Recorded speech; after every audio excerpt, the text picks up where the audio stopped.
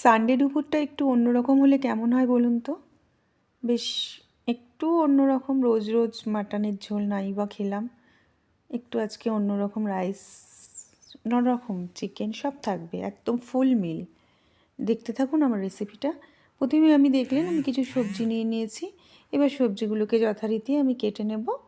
কেটে সুন্দর করে একটু মানে পিসগুলো দেখে শুনে কাটবো। প্রথমে একটা দুটো আলুকে আমি খোসা ছাড়িয়ে নিয়েছি। এবার আলুগুলো আমি যেমন ফুলকপির মধ্যে অনেক সময় আমরা আলু দিই না, ওভাবে কেটে নেব। স্কোয়ার স্কোয়ার শেপে কেটে নিয়েছি। কেটে রেখে আমার গাজর, ব্রোকলি, তারপরে হচ্ছে বিনস, একটু জুকিনি নিয়ে নিয়েছিলাম। আপনাদের কাছে যদি কর্ন থাকে, বেবি কর্ন, ওটাও নিতে পারেন। যা যা সবজি থাকবে নিয়ে নেবেন। আর এগুলো না থাকলেও মনে করুন গাজর বিনসটা তো থাকেই, ব্রোকলি না থাকলে না হবে। জুকিনিটা আমি এনেছিলাম, আমার কাছে ছিল। আর লাল ক্যাপসিকাম আর ইয়েলো ক্যাপসিকাম, এই দুটো নিয়েছিলাম। মানে লাল বেল পেপার, ক্যাপসিকাম তো নয়, এখন সবাই বেল পেপার বলে।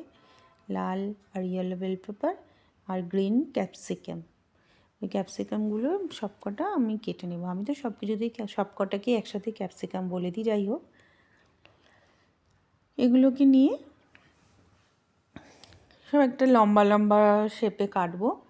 কেটে এগুলোকে হালকা করে আমি মানে এগুলোকে মানে ক্যাপসিকামগুলোকে ব্লাঞ্চ করব না।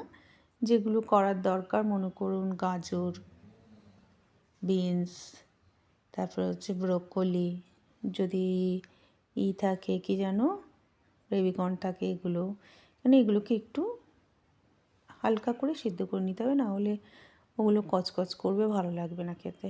অত শক্ত এমনিও কাঁচা সবজি খাওয়া তো ভালো না, কেন কাঁচা সবজি আগেকার দিনের লোকেরা খেত, আমরা তো খাই না। আমাদের শরীরটা কাঁচা সবজি খাওয়ার জন্য নয়, সেটাকে অবশ্য করেই সুসিদ্ধ করে নিয়ে খাওয়া উচিত।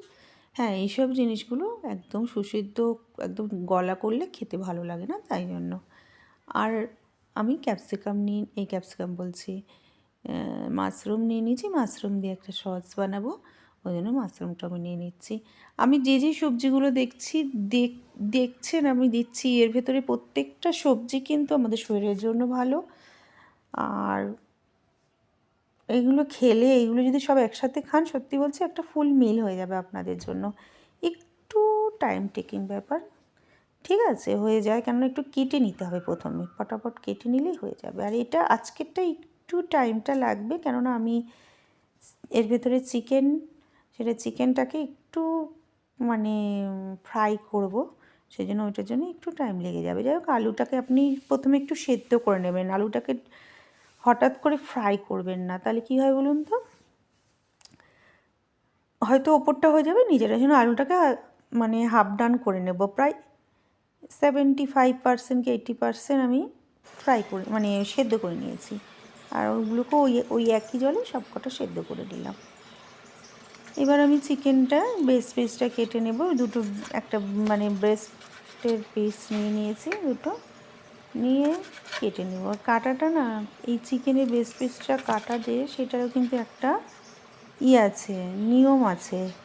নিয়মটা আমি আগে জানতাম না, পরে শুনলাম। দেখবেন চিকেনের একটা এরকম শির থাকে, মাংসটা ওই মাংসটার শিরটা দেখে আপনাদের কাটতে হবে। মানে জুসিনেসটা কমে যাবে, অনেক সময় থাকে, এই জন্য ওইটার জন্য হয়। কিন্তু ওইটা আমি আচ্ছা অন্যদিন একদিন দেখাবো, সেই দিন ভালো করে দেখিয়ে বলবে দেবো। আজকে তো কেটে নিলাম। এরপর আমি দুটো কড়াই যথারীতি বসিয়ে নিয়েছি। খুব তাড়াহুড়ো করে করছিলাম, কেন আমার খুব দেরি হয়ে যাচ্ছিলো। খাবো, খেতে খেতে অনেক টাইম হয়ে গেলে ভালো লাগে না, যদি মানে দুপুরের খাবারটা, কিন্তু তাতেও আমার অনেকটাই টাইম হয়ে গেছিলো। এগুলো আসলে এত কিছু করতে হয় তো একটু, তাই মনে হয় একটু তাড়াতাড়ি রান্নাটা সকাল দিয়ে করলেই ওটা। হঠাৎ করে আপনি 12টা 1টার সময় যদি শুরু করেন রান্না করতে, কিন্তু খেতে 3টে বেজে যাবে। তাই জন্য একটু তাড়াতাড়ি করে করলে ভালো হতো। আমি একটু দেরি করে শুরু করেছিলাম, সেই জন্য খুব তাড়াহুড়ো করে 2 3টে কড়াই যা পেরেছি, এখানে একটা, ওখানে একটা, সেখানে একটা, 4টে জায়গায় 4টে জিনিস বসিয়ে দিয়েছিলাম। যাই হোক, আমি চিকেনটাকে একটুখানি গোলমরিচ আর নুন দিয়ে ম্যারিনেট করে রেখেছিলাম। এদিকে আমি এটা একটু ময়দার গুঁড়ো নিয়েছি, ময়দাটার মধ্যেও নুন গোলমরিচ নিয়ে নিয়েছি, আর হচ্ছে ব্রেড ক্রাম্ব নিয়েছি। ঘরের মধ্যে যদি ব্রেড ক্রাম্ব কিনতে হবে না, যদি ঘরে ব্রেড থাকে ওটাকে করে নেবেন, মিক্সিতে একটু গুঁড়ো করে নেবেন, হয়ে যাবে। মানে যদি ভাবছেন বাবা আবার ব্রেড ক্রাম্ব কোথাও এসব করতে হবে না, ব্রেড থাকলেই অনেকের ঘরে ব্রেড থাকলে ওটাকে গুঁড়িয়ে নেবেন। যাই হোক, দেখলেন প্রথমে আমি কী করলাম, দুটো ডিমও ফেটিয়ে নিয়েছিলাম। প্রথমে মানে ময়দার মধ্যে একটু ড্রাই করে নিলাম, ড্রাই করে ডিমের গোলায় চোবালাম, ডিমের গোলা থেকে আমি বিস্কুটের ওটাতে চোবালাম, গড়িয়ে নিলাম। একবার করে করেছি, দুবার করে করার দরকার নেই। এটা আমি তো ক্রিস্পি চিকেন বানাচ্ছি না, তবু এমনি করে করলেও ক্রিস্পি হয়ে যাবে। যাক, এভাবে করে যদি আপনাদের টাইম থাকে তো দুবার করে নেবেন, কিন্তু করার দরকার নেই। এগুলো তো আমি এমনি রাইসের সাথে বা রুটির সাথে, যাই হোক, এমনি সসের সাথে খাবো, সেহেতু অত ক্রিস্পি করার দরকার নেই। এগুলো এমনি ক্রিস্পি হয়ে যাবে। আর বেশি বিস্কুটের গুঁড়ো দিলে ওপরটা অনেক মোটা লেয়ার হলে ভালো লাগবে না। এটা হতে থাকুক ভাজাটা। এদিকে আরেকটা কড়াইতে যেটা বসিয়ে দিয়েছিলাম, ওটার মধ্যে তেল দিয়ে আলুটাকে ভালো লাল লাল করে পুরো একটু গোলমরিচের গুঁড়ো, নুন দিয়ে, এমনি নুন দিয়ে একটু সেদ্ধ করেছিলাম ওই সবজিগুলোকে, আর একটু ওপর থেকে গোলমরিচের গুঁড়ো ছড়িয়ে দেব, ছড়িয়ে দিয়ে ভালো করে লাল লাল করে ভাজবো। দেখুন, আলুটাকে কিন্তু খেতেও খুব ভালো লাগে, একদম লাল লাল করে ভেজে নেবেন। আর এদিকে আমাদের এটাও হয়ে গেছে। এবার এগুলোকে আস্তে আস্তে কী করবো, আমি তুলে রেখে দেবো সব কটা চিকেনকে। এগুলো হয়ে গেছে চিকেনগুলো।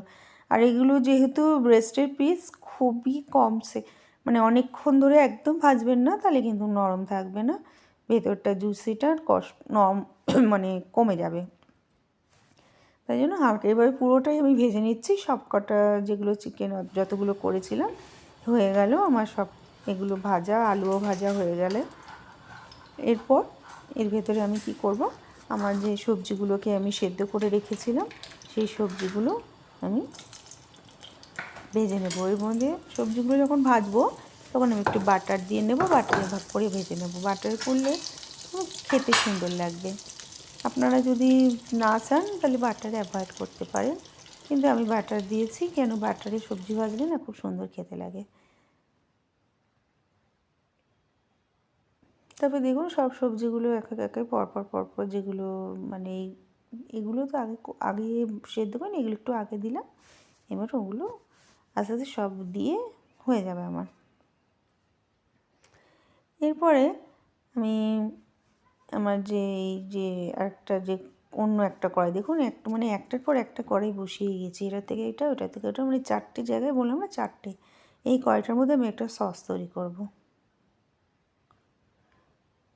সস তৈরি করার জন্য যথারীতি আমি নিয়ে নিয়েছি রসুন কুচি, আজকে পেঁয়াজ কুচি দিয়ে করব, কেননা মাশরুমের সস তৈরি করছি। এটা পেঁয়াজটাও খুব ঝিরিঝিরি করে কেটে নেবেন, কেন পেঁয়াজটা যেন বড় বড় মোটা মোটা থাকে। সসটা যখন খাবেন মনে হয় না যেন মোটা মোটা পেঁয়াজ মুখের মধ্যে পড়ছে। আর এই ধরনের সস বানানোর জন্য তো রসুন একটা অবশ্যই দরকার, সেই জন্য রসুনটা রয়েছে। আর কিচ্ছু নেই, পাতলা। এবারে আমি কোনো ময়দা টয়দা কিচ্ছু দিয়ে করব না, পাতলা একটা সস তৈরি করব। আর একটু চিকেন স্টক ছিল, চিকেন স্টকটাও দিয়ে দেব। আর মাশরুমগুলো তো কেটে রেখেছিলাম, আর মাশরুমটা দিয়ে খুব তাড়াতাড়ি বেশি আগুনে কিন্তু ভাজবেন। মাশরুমটা কখনোই কমিয়ে দেবেন না, কেন মাশরুম দিয়ে জল ছেড়ে দেবে, তাহলে একদম মাশরুমগুলো খুব হয়ে যায়, কেমন একটা হয়ে যায় ছোট ছোট।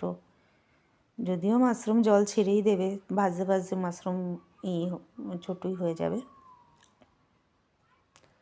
তারপর এরপরে কী করলাম, আমার যে থাকলো কি যেন, চিকেন স্টকটা আমার আছে, ওটা দিয়ে দেবো। এই কাঁচা লঙ্কাটা কিন্তু অপশনাল, আপনারা চাইলে দেবেন, আমি দিয়েছি। কেন আমাদের ঘরের আমার ছেলে মেয়ে আমরা সবাই একটু ঝাল ঝাল সস হলে খেতে আমার ভালোই লাগে, আর যদি আপনারা না চান দেবেন না। কিন্তু এই ধরনের সসে কাঁচা লঙ্কার গন্ধটা কিন্তু ভালো লাগে। যাই হোক, আর একটু চাইলে লেবুও দিতে পারেন, আমি লেবু দিইনি।